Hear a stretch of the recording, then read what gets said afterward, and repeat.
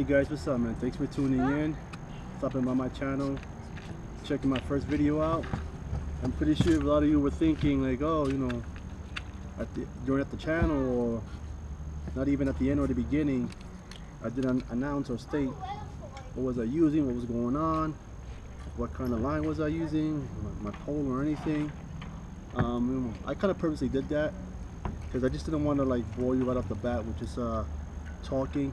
Yeah, it's informative, I understand that, you know, but it's been my experience of watching YouTube videos. Everybody's doing the same thing. They just want to talk and this and that. I just want to give you guys what you want to see, you know, give you guys some action really quick. Not every day is going to be a good day to go fish. There'll be days that I caught nothing, and that's a lot of the times. Any true fisherman who's real to the sport, he'll tell you, you don't go out and catch every day. So that day that I went out and caught, it was a great day. That was an unintended day to go fish. Some people already fishing, a couple of people on the pier, and then up on the wall. So I was curious because they were casting, and the conditions seemed right. The water was slightly cloudy, stained for the most part, dead calm. The only ripples or waves there were the ones I made standing in the kayak or moving around, sitting in it, or whatever. And then that first catch was pretty cool. What I brought with me that day, I had about almost every fishing pole out. My kayak's rigged to hold about 6 fishing poles. I have about 12. But I always bring plenty for different styles, for different presentations, just so I have options and I can just quickly grab. If I see someone else catching, and if I'm using a swim jig or a swim bait, and they have like a rattle trap or even a square bill, I'll look at my pole, see what I got. Most of my lines or lines with leaders, they would have a quick quick release snap, so I can switch out, kind of like this one here. You can see that. You can see that there. And I use that this is actually from a swivel snap, but I cut off the swivel because I usually bend them out of shape because I cast like a monster. So yeah, that's kind of like my style. I like to power fish. I like to cast very far, as far as I can, because the further I can cast out, the more distance I get and the more I can cover water. I was using the same size lure but different color. It was black on the top, white on the bottom, kind of like a pearl white shad. And then I took a spike it marker, red, and I drew a line, a stripe on each side, cutting the black and white, dividing that in half, so it would be black, red, and white. Now maybe the color played a part in that, I don't know, but I'm pretty sure the scent did. My approach was, prior to that day, I would go out there and I wasn't having the best of luck, and I saw Sam and Richard, my fishing buddies, when I get out there, and asked them what they were using. So Richard's like, well, Sam's using this little 2-inch, 1.5-inch little swim shad type of deal, and they had like a little body with a skinny tail and a tiny little micro paddle in the back. So I think they were from Garland, something like that, yeah, Garland brand. And if the fishes were already accustomed to that, I felt like I wasn't gonna get any bites. So I want to get something different, something slightly larger. And so the last couple of days that I was there, and I asked them what they were using, I went walking around and I saw some bass fry, and they were pretty big, bigger than the lure that Sam was using that day, the swim bait. So then I went and I found these, because they were on sale. Now this was the actual lure that I was using that day. The only difference is this one doesn't have the red stripe on it on either side.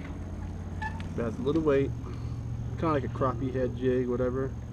But this came already. This is from Bonejaw. So with this bait here, I don't have a snap-on clip or anything, but I tied directly to the weight itself, the head of it. I guess because I'm gonna constantly use it a lot, and I didn't have snaps at the time to put one on. But on this pole,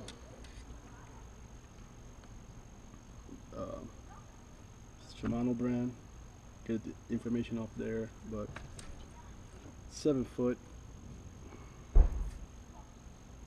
It's yeah, length 7 foot. Line weight is 6 to 14 pounds. Lure weight 1/4 to 5/8 ounce. The power is medium and the action's fast. So this is a Shimano reel.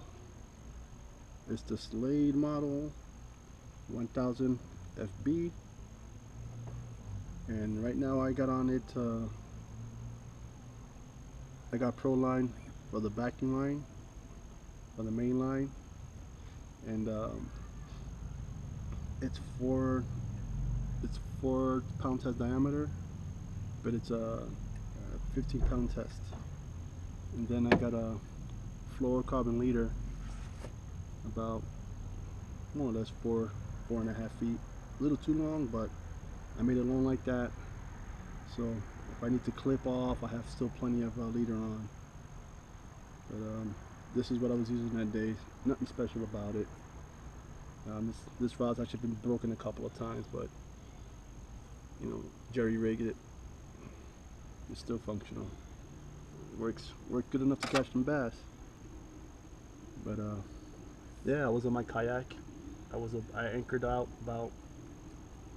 Actually, I didn't have to anchor out because it wasn't windy that day. Water was dead calm. Slight wind, barely pushing me along, barely noticeable. But I lied the wind to, like, whenever I stand up, I guess my body acts like a sail. So it kind of like coasted me along the shoreline.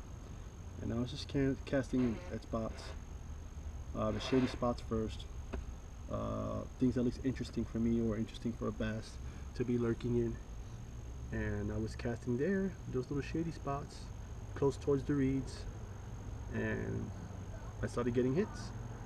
But as I get more and more into these videos and stuff like that, you get to know me a little more, know about my style, know about what I use and whatever whatnot. If you have any questions, just hit me up in the comments what you want me to touch on or address. If I had any luck with the top water, it's been mainly with the spooks, Zyro spooks, which I got a couple here. I usually bring all my baits, all my lures with me in a big tackle box or in a couple of these, but I stopped doing that. I needed to minimize. I was getting too crazy, you know, loading and unloading my kayak with so much stuff. But I got this one spook for now. Oh, actually 2 spooks, sorry. Got the clear shad and this bass looking one. Then I got the whopper plopper, which I was using that day as well. Then I got some hard baits over here. Oh my god, I'm drawing a blank. I pretty much set this box up here for late spring or post spawn. I got these guys. I want to try these out. These look more realistic than the black and white pearl ones with the red stripe down there. This looks more like a shadow what they're hitting on over there at Ascarate. But right now, if you go to Ascarate right now, man, you might still see a whole bunch of fry, like big pockets of them here and there. Just look for the fry wherever they're at. There should be some bluegills not so far, or even if they're still around, some trouts. Caught a couple of trouts too.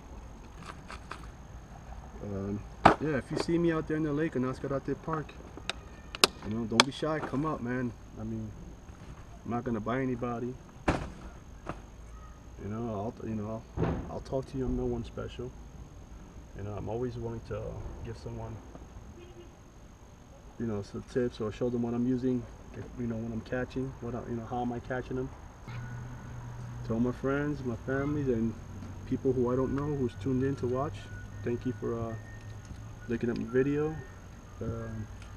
I'm not gonna ask you or beg to hit the like or subscribe or even comment. You do what you want, but I will ask you to have a blessed day, and keep your lines tight. Probably the next video I'll be doing will be more about maintenance. I believe in maintenance, taking care of your gear. Like right now, this is not a good idea, especially as it gets warmer. Heat and high temperatures in the car is going to affect your line. You know, whether it's braid or monofilament or even fluoro. I guess for braid it'll make it more stiff, drier, so the fibers will break prematurely as far as aging, since the monofilament and fluoro are some kind of plastic base type line. You know, heat does things to the material or the components of that material and break it down as well. So I'm gonna do myself a favor and save myself some money and pull these poles out and bring them into the house. Same thing with the rest of my gear. Well, the sun's going down now, so it's not gonna matter now, but I'll at least bring the poles in. But yeah, take care, have a good one. See you at the park.